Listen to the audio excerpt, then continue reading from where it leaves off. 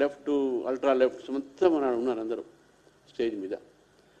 మళ్ళీ వీళ్ళందరూ మళ్ళీ దాంట్లో ఉన్న వాళ్ళు కూడా అంతా ఎవరున్నారు, మళ్ళీ ఎస్ఎఫ్ఐ, ఏఎస్ఎఫ్, మాజీ పీడిఎస్, ఆర్ఎస్ అంతా వాళ్ళే ఉన్నారు అక్కడ. ఎవరు అది కొత్తగా ఏం లేదు. ఈరోజు కూడా జంతర్ మంతర్ దగ్గర జరిగినటువంటి ఒక కార్యక్రమం ఏది ఉందో అందులో ఏఎస్ఏ, జేఎన్యూలో ఉన్నటువంటి ఒక ఆర్గనైజేషను, అదేవిధంగా ఎస్ఎఫ్ఐ, ఏఎస్ఎఫ్, తర్వాత ఇతర పార్టీలన్నీ కూడా కలిసి, పొలిటికల్ పార్టీ లీడర్స్ అందరూ కలిసి, అలా కాంగ్రెస్ లీడర్స్, సిపిఐ లీడర్స్ వీళ్ళందరూ కూడా కలిసి ఈ యొక్క నిర్మాణం చేసి, వాళ్ళ పేరు చెప్తే ఎవరు రారు, వాళ్ళంతా అమ్ముడుపోయే కేసు కాదు, ఇప్పుడు సోల్డ్ అవుట్ కేసులు ఇవన్నీ.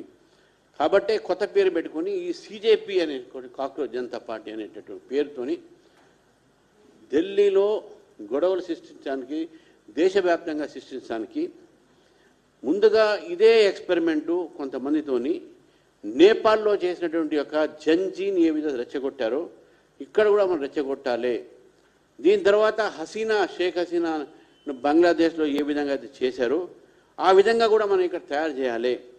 ఫస్ట్ శ్రీలంకలో మనం చేసినాము, అక్కడ సక్సెస్ అయినాము, నేపాల్లో సక్సెస్ అయినాము, మనం ఇక్కడ సక్సెస్ వెస్ట్ బెంగాల్ మన బంగ్లాదేశ్లో అయినాము, ఇక్కడ కూడా కావాలి అనేటటువంటి ఒక దీంతో కొన్ని గ్రూప్స్ కొంత వేసుకొని బంగ్లాదేశ్ నుంచి కూడా కొన్ని రాజకీయ పార్టీలు ఈ కాక్రోచ్ జనతా పార్టీకు చేసినటువంటి ఒక ఇది నేపథ్యం.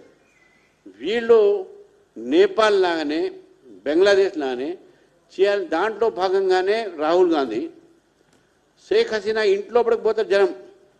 మీ అందరికి గుర్తుండాలి, షేక్ హసీనా ఇంట్లోపడికి పోయి ఆమె అల్మారాన్ని వేసి అన్ని మొత్తం లూటింగ్ చేస్తారు. రాహుల్ గాంధీ గారు కూడా అదే. ఎందుకంటే జనరల్గా పార్లమెంట్ మెంబర్ కానీ, ఎమ్మెల్యే కానీ, ఎమ్మెల్సీలు కానీ హౌస్ నడుస్తున్నప్పుడు ఏదైనా విషయం ఉంటే హౌస్లో యూ రేజ్ యువర్ వాయిస్, హౌస్లో మీరు మాట్లాడాలి. ఇంటి దగ్గర ఎందుకు పోతారు? ఇదంతా కూడా ఏంటంటే వీళ్ళని ఆడిస్తున్నటువంటి ఒక విదేశీ శక్తులు కొంతమంది ఉన్నారు. దానికి 2-3 ఎగ్జాంపుల్ మీకు చెప్తాను. ఒక ఎగ్జాంపుల్ ఏంటంటే, నిన్న ఒక వ్యక్తిని పెట్టుకొని వాడు అడిగారు ఎక్కడ పోతున్నావు, పోలీసులు అడిగితే భోజనాలు వేయడానికి పోతున్నాం, మాకు కటార్ నుంచి ఆర్డర్ వచ్చింది.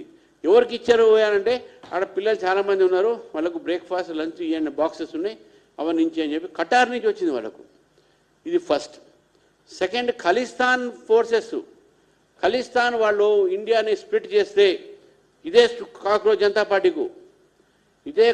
జనతా పార్టీకు, పనోమ్ కౌర్ వీళ్ళందరూ కూడా 10 కోట్ల రూపాయలు ఇస్తాం మీకు, భారతదేశాన్ని విచ్చలవిడిగా మీరు విచ్ఛిన్నం చేయండి అని చెప్పేసి కూడా అది కూడా ఆన్ రికార్డు ఉన్నటువంటి విషయాన్ని ఈరోజు మీ ముందు పెడతా ఉన్నాను. ఏ రాహుల్ గాంధీ తాతని, నానమ్మని ఖలిస్తాన్ పేరు మీద చంపడం జరిగిందో ఆ ఖలిస్తాన్ వాళ్ళతోనే చేతులు గడపడానికి రాహుల్ గాంధీ గారికి సిగ్గు రావట్లేదని నేను అడుగుతా ఉన్నాను ఈరోజు. ఇది ఒకటైతే ఈ దేశ వ్యతిరేక శక్తులను కూడా మాట్లాడుతూ ఉన్నాను ఈరోజు. ఏమని?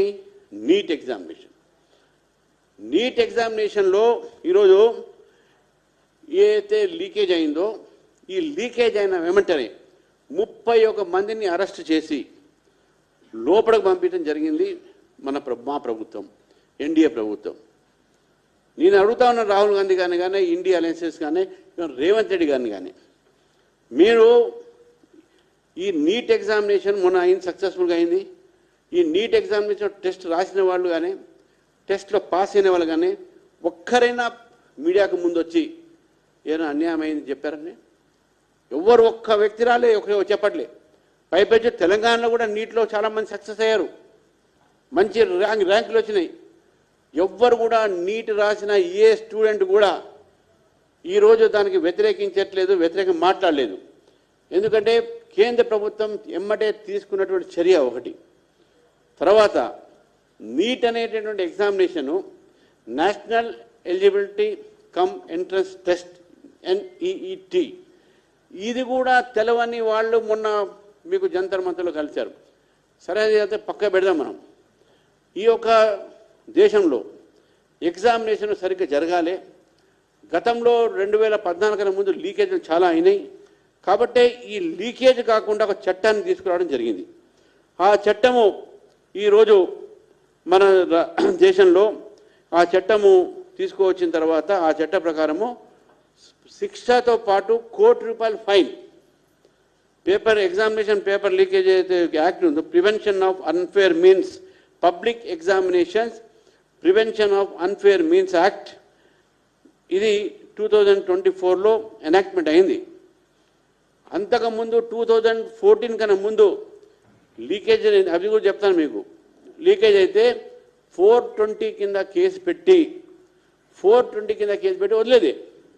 కానీ ఈ యొక్క public examination prevention of unfair means యాక్ట్లో 2024 నరేంద్ర మోదీ గారి ప్రభుత్వం తీసుకురావటం, దాంట్లో ₹1 కోటి ఫైను ఇది చేసిన జరిగింది. దాంతోపాటు గవర్నమెంట్ నేషనల్ టెస్టింగ్ ఏజెన్సీ అని పెట్టింది.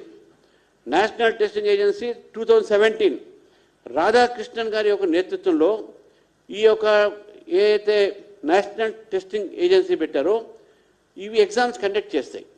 ఇందులో అన్ని రాజకీయ పార్టీలు, అకాడమిషియన్స్ వాళ్ళకి సంబంధించినటువంటి ఒక అభిప్రాయాలు తీసుకొని ఈ నేషనల్ టెస్టింగ్ ఏజెన్సీ వాళ్ళు టెస్ట్ పెడతా ఉన్నారు. టెస్ట్ పెడుతున్నటువంటి యొక్క నేపథ్యంలో నీటిలో కొంత ఏదైతే లీకేజ్ అయ్యిందో ఈ లీకేజ్ సంబంధించిన దాంట్లో ఎగ్జామినేషన్ బయటకు పెట్టిందే ఈరోజు ప్రభుత్వం, దాన్ని బయటకు తీసుకువచ్చిందే ప్రభుత్వం. అందులో కూడా కాంగ్రెస్ లీడర్లు ఉన్నారు. పూనాకు, మహారాష్ట్రకు సంబంధించినటువంటి ఒక కుల్కర్ణి అయితే ఏంది, అక్కడ ఉన్నటువంటి ఒక వ్యక్తులు ఎవరైతే లీక్ చేశారో పేపర్ సెట్ చేసిన వాళ్ళు లీక్ చేశారో వాళ్ళు కాంగ్రెస్ పార్టీకి సంబంధించి ఉన్న వాళ్ళు చేసినటువంటి లీక్. మీరు నిజంగా కూడా నీట్ లీక్ అయింది, దాని మీద మాట్లాడాలి అంటే రాహుల్ గాంధీ గారు పార్లమెంట్లో మాట్లాడవచ్చు. సిపిఐ సరే వాళ్ళకు ఉన్నదేవరో ఉన్నారో లేరో తెలియదు, వాళ్ళకు కాంగ్రెస్ పార్టీ మాట్లాడచ్చు. ఇండియా అలయన్స్లో ఏమైనా మిగులు ఉంటే, ఇండియా బ్రేక్ అయిపోయింది కదా, ఎవరెవరితో ఉన్నారో మనకి తెలియదు, ఇంకా మనకు ఉంటే అక్కడ మాట్లాడచ్చు. బయట రోడ్డు మీద ఏంటంటే నాకు అర్థం కాదు. సరే, ఇది నీట్ ఎగ్జామినేషన్ సంబంధించిన దాంట్లో నేను చెప్తాను. ఇప్పుడు ఒకటి నేను అడుగుతాను.